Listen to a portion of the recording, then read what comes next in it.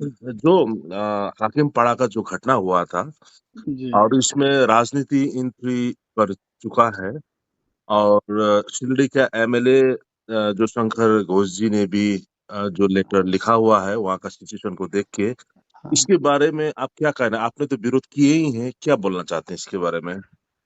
देखिए इस तरह के जैसे जो घटना हुई, जो नेपाली स्टूडेंट के ऊपर जिस तरह का नेपाली होने की वजह से एक रेशियल कमेंट हुआ, हाँ इससे जी, कमेंट करने वाले समाज में हर कम्युनिटी में कोई ना कोई होता है।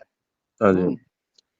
तो ये एक घटना थी, बस इसके लिए उनको एक रेशियल कमेंट हुआ, उनके वहाँ कोई गार्जियन नहीं था, तो स्वतः स्फूर्त कुछ गोरखा लोग वहाँ गए और उनके न्याय के लिए डिमांड किया और उनकी गिरफ्तारी हुई। हाँ जी, यहाँ तक ठीक था। तो शंकर घोष जी तो बतौर विधायक सिलीगुड़ी के ही हैं, तो इस तरह का रेशियल कमेंट के अगेंस्ट में तो उनको बोलना चाहिए था, लेकिन उन्होंने अचानक वो कमेंट करने वालों के पक्ष लेकर फिर एक लेटर लिखा हाँ पुलिस जी, को।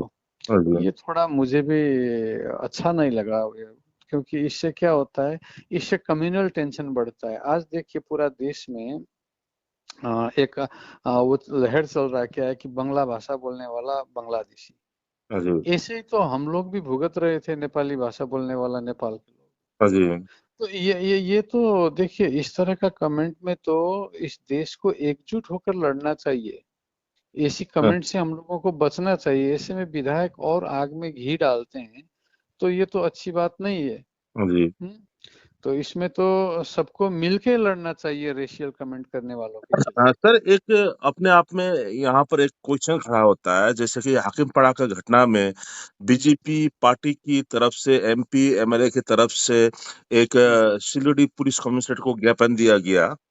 वो ले- हाँ, आ, वो एक कंट्राडिक्शन भी दिखाई दे रहा है ना, हाँ जी, कि बीजेपी की तरफ से कोई उन लड़कियों के न्याय के लिए आवाज उठाते, फिर बीजेपी की तरफ से कोई फिर वो रेशियल कमेंट करने वाले के पक्ष से लेकर लेटर लिखता है। हाँ जी, ये तो कंट्राडिक्शन, पार्टी के अंदर एक कंट्राडिक्शन हो। इससे क्या होता है कि अगर कल को सिलीगुड़ी में कोई कम्युनल फ्लेयर अप हुआ तो दोष किसका होगा फिर? हाँ जी, हम्म।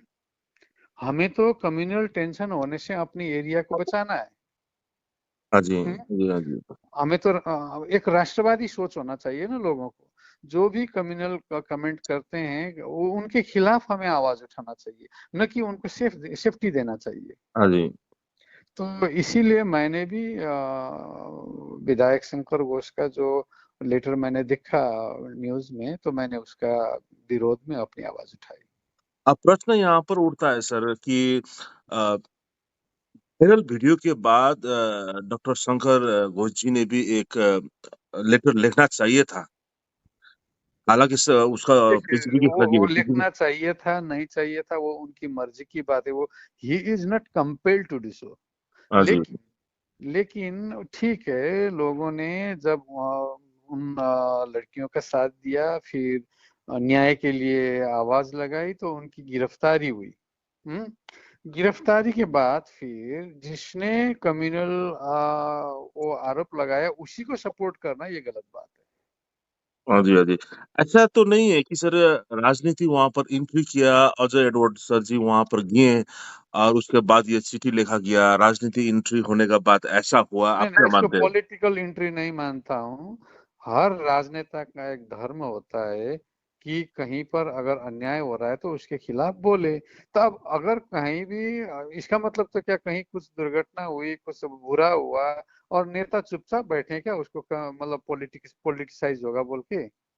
लीडर का तो एक दायित्व होता है, वो बोलते हैं। तो इसको पॉलिटिसाइज हुआ ऐसा मैं नहीं मानता हूँ, क्योंकि वहां तो अजय एडवर्ड का पार्टी से भी गए थे, बाकी और लोग भी गए थे। बीजेपी का एमपी से भी चिट्ठी आया था, विधायक से भी चिट्ठी आया था।